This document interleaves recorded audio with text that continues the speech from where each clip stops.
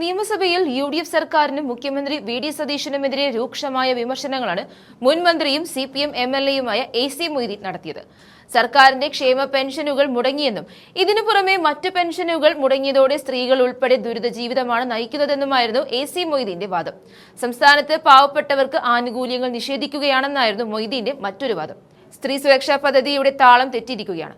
പദ്ധതിയിൽ കൃത്രിമത്വമുണ്ടെന്ന് ചൂണ്ടിക്കാട്ടി പരിശോധന നടക്കുന്നതുകൊണ്ട് 5 ലക്ഷം പേർക്ക് ആനുകൂല്യം നിഷേധിക്കുന്നുവെന്നും AC മൊയ്തീൻ ചൂണ്ടിക്കാണിക്കുന്നുണ്ട്.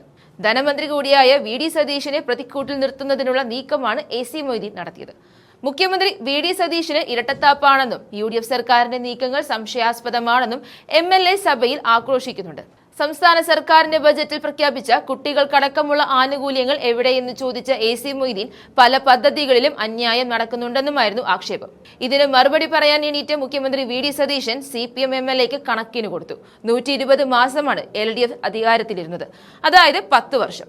എന്നിട്ട് പോകുന്ന പോക്കിൽ പ്രകടന പത്രികയിലെ പല പദ്ധതികളും പ്രഖ്യാപിച്ചിട്ട് അത് പെട്ടെന്ന് നടപ്പിലാക്കണമെന്ന് പറയുന്നത് എവിടത്തെ ന്യായമാണെന്നായിരുന്നു സതീശന്റെ മറുചോദ്യം.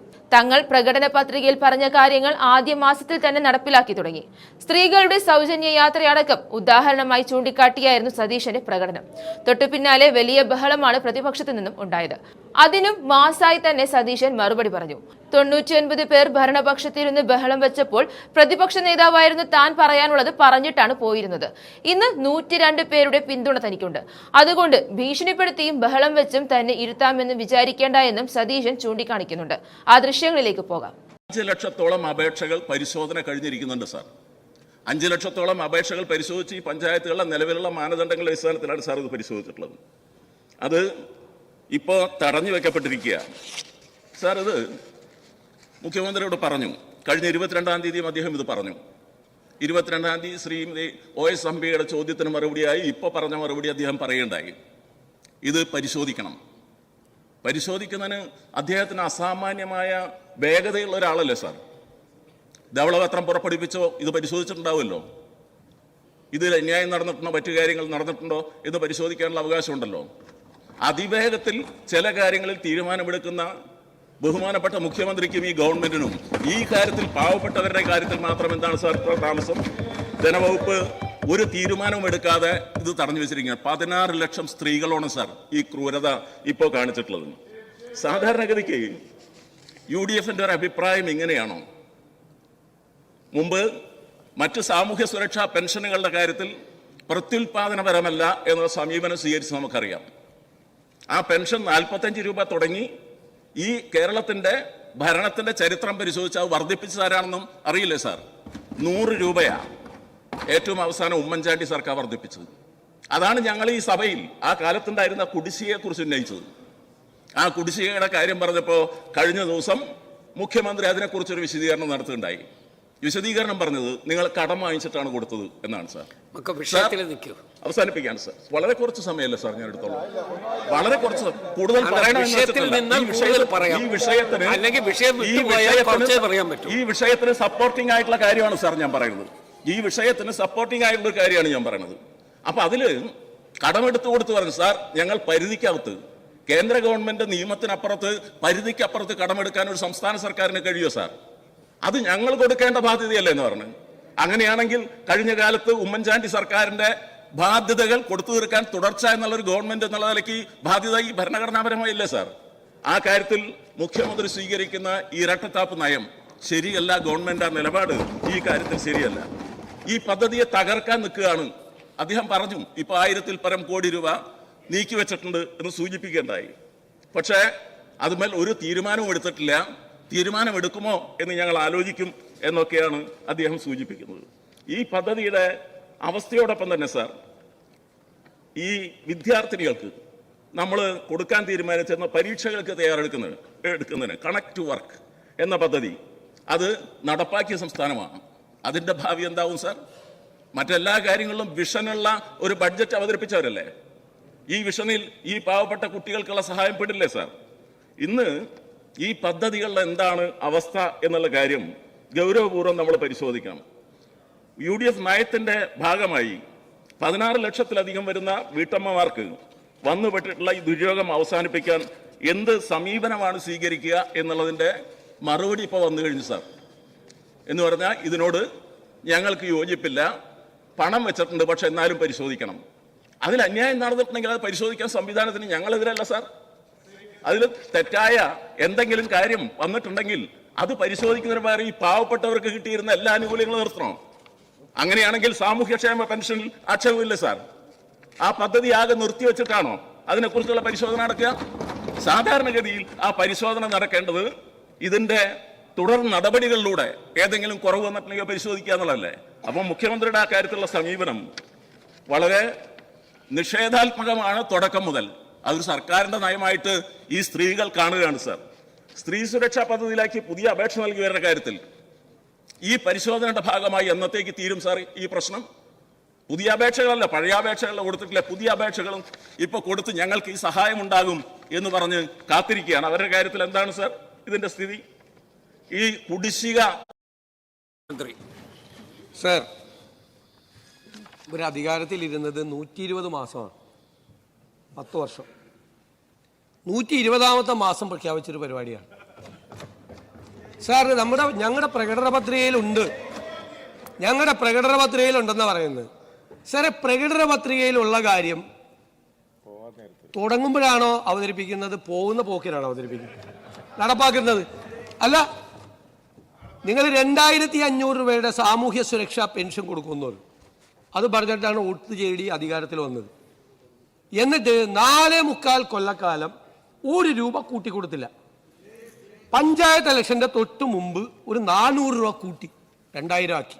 പോണ പോക്കിന്. അങ്ങനെയാണോ പ്രകടന പത്രിക നടപ്പാക്കുന്നത്?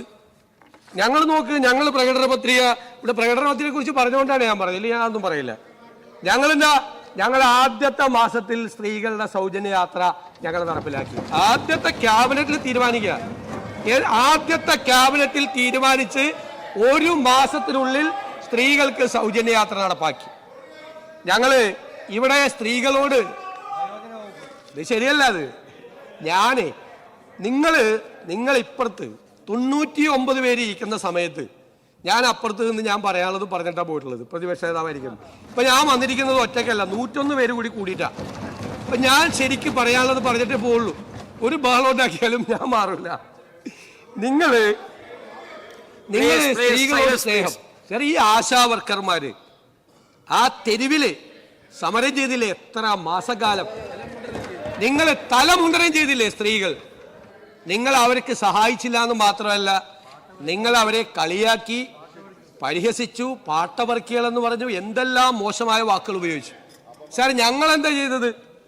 ആദ്യത്തെ മന്ത്രിസഭാ യോഗത്തിൽ തന്നെ അവർക്ക് 3000 രൂപ ഞങ്ങൾ കൂട്ടിക്കൊടുത്തു.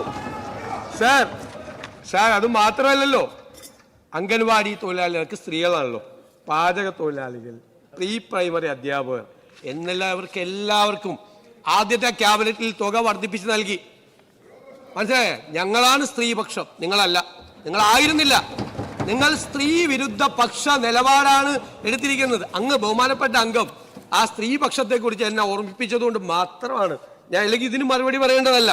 സാർ പ്ലീസ്, അങ്ങ് ഞാൻ പറയട്ടെ, ഇരിക്കും സാർ. പിന്നെ നിങ്ങൾ പോകുന്ന പോക്കിൽ ഈ പെൻഷൻ കൊടുത്തതുപോലെ തന്നെ ഇപ്പൊ പറഞ്ഞു പേ കമ്മീഷൻ. നിങ്ങൾ പറഞ്ഞല്ലോ സാമ്പത്തികമായ ബാധ്യതകളെ കുറിച്ചാണല്ലോ പറഞ്ഞത്, വൈറ്റ് പേപ്പറിനെ കുറിച്ചൊക്കെ പറഞ്ഞു, അദ്ദേഹം പറഞ്ഞു. സാർ, പേ കമ്മീഷൻ എല്ലാ ഗവൺമെന്റും അതാത് സമയത്ത് നേരത്തെ പേ കമ്മീഷൻ പ്രഖ്യാപിച്ച് അവരുടെ നടപടിക്രമങ്ങൾ പൂർത്തിയാക്കി ആ പേ കമ്മീഷന്റെ ശുപാർശകൾ ഇംപ്ലിമെന്റ് ചെയ്യും. നിങ്ങളല്ല, വൈറ്റ് പേപ്പറിനെ കുറിച്ചാണ് പറഞ്ഞത്. വൈറ്റ് പേപ്പർ നിങ്ങൾ പോണ പോക്കിൽ നിങ്ങൾ പേ കമ്മീഷൻ പ്രഖ്യാപിച്ചു, അതിന്റെ കാലാവധി ഈ സർക്കാരിന്റെ കാലത്ത് തീരും. നിങ്ങൾ കൊടുത്തോ? നിങ്ങൾ എത്രയോ വർഷക്കാലം DAയും DR-ഉം നിങ്ങൾ തടഞ്ഞു വെച്ചു. ലീവ് സറണ്ടർ നിങ്ങൾ തടഞ്ഞു വെച്ചു. എന്നിട്ട് പോകുന്ന പോക്കിൽ അത് കൊടുക്കാൻ പ്രഖ്യാപിച്ചു. കൊടുക്കേണ്ടതെല്ലാം ഞങ്ങളാണ്. നിങ്ങൾ ചെയ്യാതിരുന്ന മുഴുവൻ കാര്യങ്ങളും ചെയ്യേണ്ടത് ഞങ്ങളാണ്. ഞാൻ പറഞ്ഞല്ലോ, പെൻഷൻ ഫണ്ട്, പെൻഷൻ നിങ്ങൾ കൊടുത്തു, സാമൂഹ്യ സുരക്ഷാ പെൻഷൻ കൊടുത്തു. പക്ഷെ പെൻഷൻ ഫണ്ട് കടമെടുത്തിരിക്കുകയാണ്. എത്രയാ കടം? 17,000 കോടി രൂപ കടമെടുത്തിരിക്കുക. 16 മാസത്തെ പെൻഷനാണ്. നിങ്ങൾ കൊടുത്ത 16 മാസത്തെ പെൻഷന്റെ ബാധ്യത ഈ സർക്കാരിന്റെ തലയിലാണ്. ഞങ്ങളത് കൊടുത്തു തീർക്കണം. അങ്ങനെയല്ല നിങ്ങൾ 2016 ഉമ്മൻചാണ്ടി പോയപ്പോൾ 3 മാസത്തെ പെൻഷന്റെ കുറവാണ് ഉണ്ടായിരുന്നത്. ഐസക്കിന്റെ വൈറ്റ് പേപ്പർ എന്റെ കയ്യിലുണ്ട് സർ. ഈ പദ്ധതി ഇത് കൃത്യമായിട്ടല്ല നടപ്പാക്കിയിരിക്കുന്നത്. ഇത് ധൃതി പിടിച്ച് തെരഞ്ഞെടുപ്പ് കാലത്ത് തട്ടിക്കൂട്ടിയ ഒരു പദ്ധതിയാണ്. മാം, എനിക്ക് ഈ ആസ്ട്രോളജിയിലൊന്നും വിശ്വാസമില്ല മാം പറയുന്ന പോലെയൊക്കെ ഒന്നും. നമുക്ക് ഫെബ്രുവരിയിലെയും മാർച്ചിലെയും ഏപ്രിൽ മാസത്തെയും പെൻഷൻ നിങ്ങൾ കൊടുക്കുന്നത് ഏത് കൊടുത്തു പോണ പോക്കിന് മനസ്സിലായ. പിന്നെ പറയും ഏതോ സമിതി തെരഞ്ഞെടുത്തെന്ന്. ഞങ്ങളൊക്കെ MLA-മാരായിരുന്ന ആളുകളാ, ഒരു സമിതി ഉണ്ടായിരുന്നില്ല. തോന്നിയവർക്ക് നിങ്ങൾ കൊടുത്താ ഞങ്ങളാരും പറഞ്ഞിട്ടില്ല. ഞങ്ങളൊക്കെ MLA-മാരായിരുന്നല്ലോ. ഞങ്ങളുടെ നിയോജക മണ്ഡലത്തിൽ ഏത് സമിതിയാണ്, ഏത് പഞ്ചായത്തിൽ ഏത് സമിതിയാണ് നിലവിലിരുന്നത്? ഒരു സമിതിയില്ല. അന്ന് വേണ്ടപ്പെട്ടവർക്കെല്ലാം നിങ്ങളുടെ ലോക്കൽ കമ്മിറ്റിയും നിങ്ങളുടെ ഏരിയ കമ്മിറ്റിയും കൂടി കൊടുത്താണിത്. അതൊന്നും വളരെ കൃത്യമായിട്ട് പറയാം, അതൊന്നും പരിശോധിക്കാതെ പ്രശോധിക്കുന്നില്ല. വളരെ വ്യക്തമായിട്ട് പറയാം. പരിശോധിച്ചിട്ട് അതിന്റെ തെറ്റുകളെല്ലാം ഉറപ്പാക്കിയിട്ടേ ഞങ്ങളത് ചെയ്യുള്ളൂ. മനസ്സിലായല്ലോ? നോക്കി അതിന്റെ തെറ്റുകളാണ് അത് ഒരു പഞ്ചായത്ത് സെക്രട്ടറിക്കും ഒരു കോർപ്പറേഷൻ സെക്രട്ടറിക്കും മുനിസിപ്പൽ സെക്രട്ടറിക്കും വരുന്ന ആപ്ലിക്കേഷൻ മുഴുവൻ എങ്ങനെ പരിശോധിക്കുന്നത്? ഏത് ഡാറ്റയുടെ ഏതായിട്ടാണ് കമ്പയർ ചെയ്യുന്നത്? ഒന്നും ഒരു വിധത്തിലുള്ള നടപടിക്രമങ്ങളും നടത്താതെ തെരഞ്ഞെടുപ്പ് മുന്നിൽ കണ്ടുകൊണ്ട് കേരളത്തെ സ്ത്രീകളെ പറ്റിക്കാൻ വേണ്ടി നടത്തിയാണ്. 120 മാസം ഭരിച്ചിട്ട് സ്ത്രീകളോട് സ്നേഹം വന്നത് അവസാന സമയത്ത് ആ ഇലക്ഷൻ വരുമ്പോൾ. അതെന്താ കാര്യം? ലോക്കൽ ബോഡി ഇലക്ഷനിൽ നല്ല കനത്ത തിരിച്ചടി കിട്ടി. അത് കഴിഞ്ഞപ്പോഴാണ് ഇത് കൊടുക്കാൻ തീരുമാനിച്ചത്. മനസ്സിലായല്ലോ? കൊടുക്കാൻ തീരുമാനിച്ചത് അപ്പോഴാണ് കൊടുത്തത്. മാർച്ച് 16-ാം തീയതി കൊടുത്ത കേസാണ്. അതുകൊണ്ട് ഇത് പരിശോധിച്ചിട്ട് മാത്രമേ കൊടുക്കുകയുള്ളൂ. ഒരു കാരണവശാലും ഇത് സഭാ നടപടികൾ നിർത്തിവെച്ച് ചർച്ച ചെയ്യേണ്ട ഒരാവശ്യമില്ല.